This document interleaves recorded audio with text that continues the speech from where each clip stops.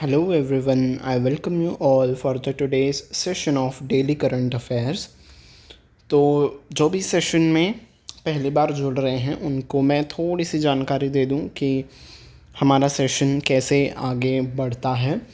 तो आपके सामने एक क्वेश्चन आता है, आप उसका आंसर देते हो एंड आफ्टर दैट मैं आपको उसके रिगार्डिंग कुछ इन्फॉर्मेशन बताता हूँ ब्रीफ में। ठीक है, तो ऐसे ही हम कुछ 10 to 12 क्वेश्चंस को करते हैं। बहुत ही शॉर्ट एंड स्वीट सा सेशन रहता है। इसमें आपको सारे कैटेगरीज से न्यूज़ मिलती है, चाहे वो बैंकिंग एंड फाइनेंस हो, ठीक है, नेशनल अफेयर्स से रिलेटेड हो, स्टेट न्यूज़ हो, स्पोर्ट्स हो, टेक्नोलॉजी हो, तो सब कुछ। आप उसकी चिंता मत कीजिए कि कोई एक सेक्टर रह ना जाए। ठीक है, आपको सारे सेक्टर की इंफॉर्मेशन न्यूज़ आपको यहाँ से मिलेगी। ठीक है, और ये इन अ वे क्विज़ फॉर्म में ये आपका सेशन रहता है, तो आपके लिए ये एक रिवीजन सेशन के तौर पे भी आप इसे ले सकते हो। तो रिवीजन भी आपका इस सेशन से हो जाएगा। ठीक है जी। So without any further adieu let's begin with our session. पहला क्वेश्चन आपके स्क्रीन पे है कि मार्च के किस डे के दिन राजस्थान डे सेलिब्रेट किया जाता है। ठीक है जी। यस, तो correct answer is option number 5, यानी कि मार्च 30 को, यानी कि आज ही के दिन राजस्थान डे हर साल मनाया जाता है। ठीक है, अब जो भी बच्चे स्टेट एग्ज़ामिनेशन देंगे राजस्थान से रिलेटेड, जो भी स्टेट एग्ज़ाम्स होंगे, तो उसमें प्रबल चांसेस हैं कि उसके राजस्थान के रिगार्डिंग आपको स्टैटिक भी न्यूज़ पूछी जाए। ठीक है, तो हम पढ़ लेते हैं कुछ स्टैटिक न्यूज़। गवर्नर हैं राजस्थान के कलराज मिश्रा जी। ठीक है, चीफ मिनिस्टर कौन है? भजन लाल शर्मा जी। कैपिटल है जयपुर। स्टेट ट्री है केजरी। और domestic animals, like state animals दो हैं, एक है डोमेस्टिक एनिमल और एक है स्टेट एनिमल। ठीक है, तो स्टेट डोमेस्टिक एनिमल कैमल है और स्टेट एनिमल चिंकारा है। ठीक है, और स्टेट बर्ड है द ग्रेट इंडियन बस्टर्ड, या हम उसे गोडावन भी कहते हैं। ठीक है जी, तो ये हो गया स्टैटिक फैक्ट राजस्थान के related. Next is in 2024 the dash banned the hip drop tackle during its annual meeting in Orlando Florida. तो 2024 में किस इंस्टीट्यूशन ने हिप ड्रॉप टैकल को बैन कर दिया? ठीक है, उनकी एक मीटिंग हो रही थी, एनुअल मीटिंग फ्लोरिडा में, तो वहाँ पे इन्होंने हिप ड्रॉप टैकल को बैन कर दिया। किस स्पोर्ट से रिलेटेड है ये? रग्बी। ठीक है, हम जो कहते हैं ना रग्बी, आज पेन को कुछ हो गया। ओके, तो रग्बी स्पोर्ट से ये रिलेटेड है। ठीक है, हिप ड्रॉप टैकल में आपको पीछे से खींच के नीचे ज़मीन पे गिराया जाता है, तो ऐसे बहुत ज़्यादा इंजरीज हो रही थी प्लेयर्स को, तो उस टेक्निक को अब ड्रॉप बैन कर दिया गया है रग्बी की गेम में। ठीक है, तो कौन सी है वो ऑर्गेनाइजेशन जिसने ये ब्लॉक करवाया? Yes, answer is national football league, यानी कि सेकेंड। आप कहोगे कि फुटबॉल आप कह रहे हो, ठीक है, रग्बी को फुटबॉल भी कई कई जगहों पे कहा जाता है। ठीक है, हम सॉकर जैसे हम कहते हैं, तो सॉकर और football in a way same होता है। रग्बी को भी फुटबॉल कहा जाता है यूएस पे। ठीक है, और यूएस में फुटबॉल को जो हम खेलते हैं उसे सॉकर कहा जाता है। ठीक है, और रग्बी को ये कहते हैं फुटबॉल। It's bit complicated. ठीक है तो यस, NFL यानी कि नेशनल फुटबॉल लीग ने इसे बैन कर दिया है। ये थी आपकी news. Next, dash has named legendary goalkeeper PR Sreejesh. PR Sreejesh कौन है? हमारे हॉकी का जो इंडियन टीम है उसके गोलकीपर हैं, और जो चिली से हॉकी प्लेयर हैं कैमिलिया कराम, वो दोनों को चेयर करेंगे of the dash athletes committee. तो यहाँ पे और यहाँ पे जो होगा ना, सेम ऑर्गेनाइजेशन होगा। ठीक है, तो किस ऑर्गेनाइजेशन के इन दोनों को किस ऑर्गेनाइजेशन का को चेयर चुना गया है एथलीट्स कमेटी को लीड करने के लिए? Yes, correct answer is FIH। ठीक है,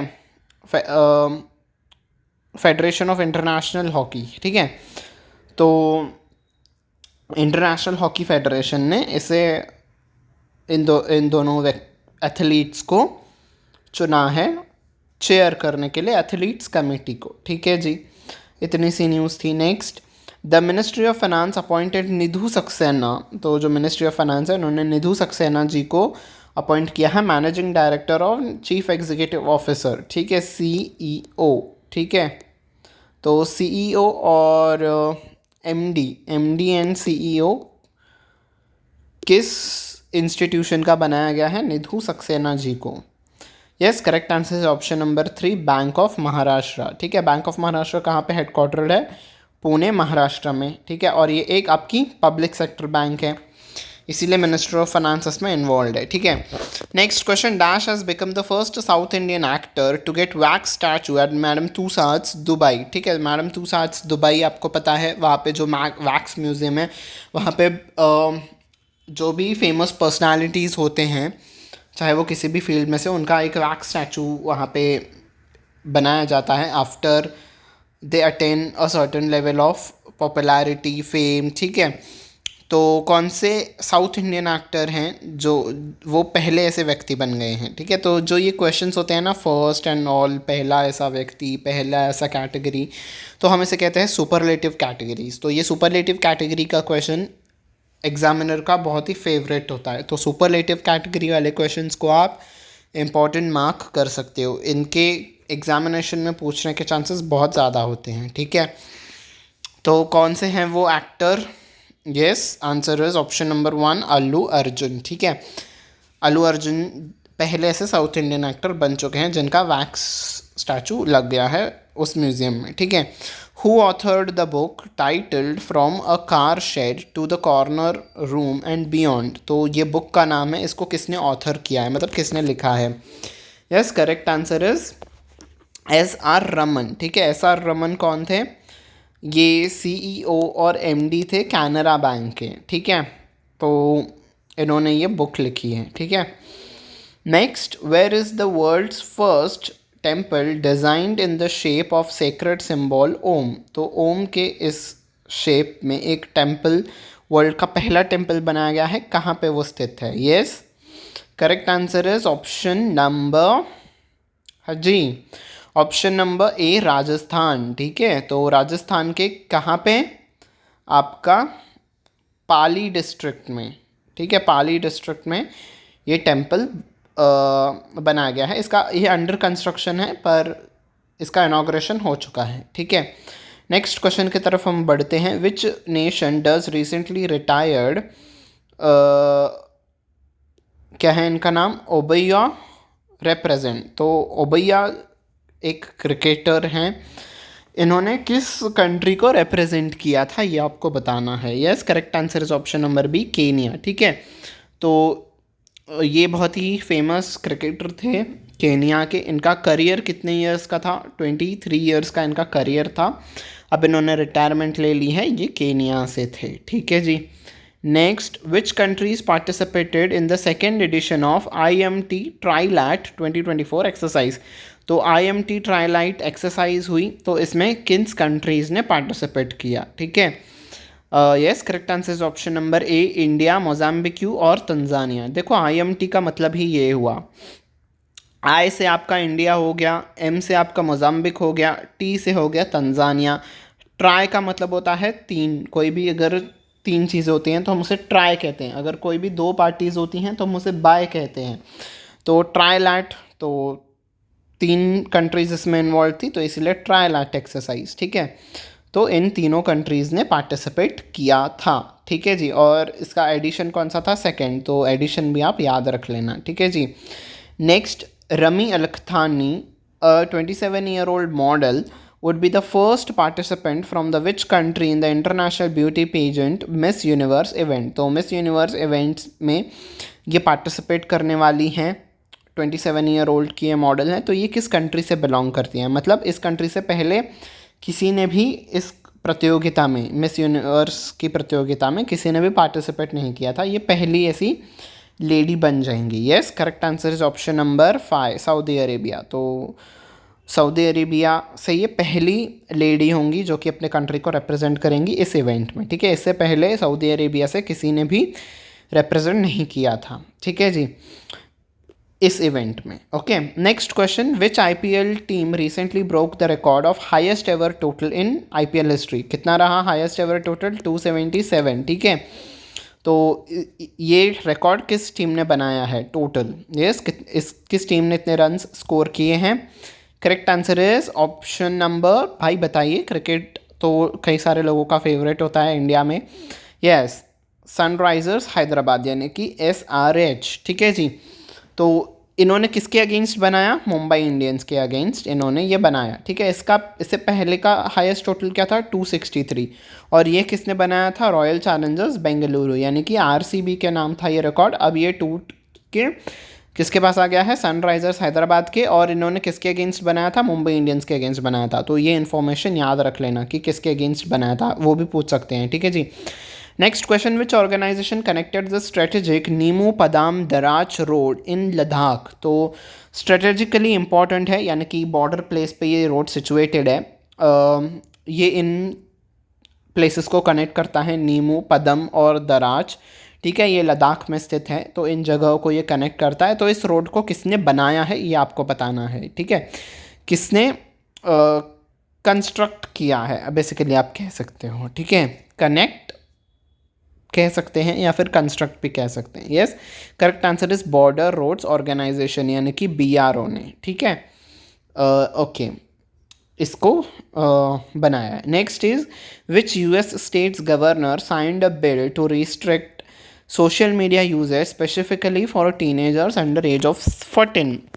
तो US के किस स्टेट के गवर्नर ने ये बिल पास किया है कि जो भी बच्चे 14 ईयर्स से कम हैं वो सोशल मीडिया यूज़ नहीं कर पाएंगे? ठीक है, तो इसके रिगार्डिंग बिल भी पास हो चुका है। तो किस US के स्टेट के गवर्नर ने इस बिल को पास किया? Yes, correct answer is option number 3, Florida. ठीक है, तो फ्लोरिडा के गवर्नर ने इस बिल को पास किया। तो फ्लोरिडा के बच्चे जो भी 14 वर्ष से कम हैं वो अब सोशल मीडिया को यूज़ नहीं कर पाएंगे। ठीक है, okay ji. Next, axis bank introduce digital opening of $, fix deposit FD। ठीक है, तो एक्सिस बैंक ने $, में आप FD अकाउंट खोल सकते हो, ये फैसिलिटी शुरुआत की है for the customers eight gift city. ठीक है, for which category of customers? तो कौन से कैटेगरी ऑफ कस्टमर्स के लिए शुरुआत की गई है और ये किस जगह पे होगा? गिफ्ट सिटी पे ही ये सिर्फ होगा। ठीक है, गिफ्ट सिटी की जो ब्रांच होगी एक्सिस बैंक की, वहाँ पे सिर्फ ये आप ओपन करवा सकोगे। गिफ्ट सिटी कहाँ पे स्थित है? गुजरात। गुजरात के किस सिटी में ये स्थित है? गांधीनगर। ठीक है, गुजरात गांधीनगर में ये स्थित है। और किस कैटेगरी के लिए ओपन किया गया है? येस, नॉन रेसिडेंट इंडियंस यानी कि NRI जो भी कस्टमर्स होंगे वो लोग एक्सिस बैंक का FD अकाउंट ओपन करवा सकेंगे $, में। ठीक है, तो करेंसी $, रहेगी। ओके, नेक्स्ट क्वेश्चन भी आपका बैंकिंग और फाइनेंस से रिलेटेड है। रिजर्व बैंक ऑफ इंडिया ने रिसेंटली ग्रांट किया है पेमेंट एग्रीगेटर के लाइसेंस को। ठीक है, to which of the 2 entities? तो कौन से 2 एंटिटीज़ के लिए पेमेंट एग्रीगेटर का लाइसेंस दिया गया है? पेमेंट एग्रीगेटर्स आपको पता है कौन होते हैं? जब आप पेमेंट करते हो कहीं पे भी ऑनलाइन, जब आप पेमेंट कर दो तब आपको 2 से 3 ऑप्शंस आते हैं, आपको सेलेक्ट करना होता है। ठीक है, पहले आपका पेटीएम का कुछ आता था, देन रेजर पे आता था। ठीक है, ऐसे 2-3 ऑप्शंस आते हैं, तो वो आपके पेमेंट एग्रीगेटर्स होते हैं। वो उनका काम क्या होता है? आपसे पेमेंट कलेक्ट करना होता है और जो आपके सामने वाली पार्टी है उनके बैंक में ट्रांसफ़र करने का ये काम करते हैं। ठीक है, आपसे कलेक्ट करना है, सामने वाले को देना है, और उसके लिए ये कुछ कमीशन भी चार्ज करते हैं सामने वाले पार्टी से। तो यस, ये होता है पेमेंट एग्रीगेटर का काम। मैंने आपको बहुत ही ब्रीफ से वे में बता दिया। ठीक है, तो किन 2 पेमेंट एग्रीगेटर्स को मिला है licence? Yes, correct answer is option number 2, Innovative Payments और कॉन्सर्टो सॉफ्टवेयर। तो इन दोनों एंटिटीज़ को RBI ने लाइसेंस दे दिया है कि आप पेमेंट एग्रीगेटर के तौर पे काम कर सकते हो। ठीक है जी, तो yes, thank you very much, this was it for the today session. And या थैंक यू इसलिए कि आप बने रहें मेरे साथ सेशन के एंड तक। एंड अगर आपको ये सेशन पसंद आया हो तो लाइक बटन पे प्रेस कर दीजिएगा और बाकी फ्रेंड्स के साथ भी शेयर करिएगा ताकि उनके लिए भी ये सेशन हेल्पफुल हो। ठीक है, आपके फ्रेंड्स चाहे कोई भी एग्ज़ाम्स के लिए प्रिपेयर कर रहे हो, SSC हो, UPSC हो या फिर स्टेट एग्जामिनेशंस हो, तो उनके साथ आप इस सेशन को शेयर करिएगा और सब्सक्राइब बटन पे भी प्रेस कर दीजिएगा। Last but not the least, bell icon पे भी प्रेस करिएगा ताकि आने वाले क्लासेस की नोटिफिकेशन आपको टाइम टू टाइम मिलती रहे। ठीक है जी, so yes, this was it for the day. Until we meet next time, take very good care of yourself. Bye bye everyone.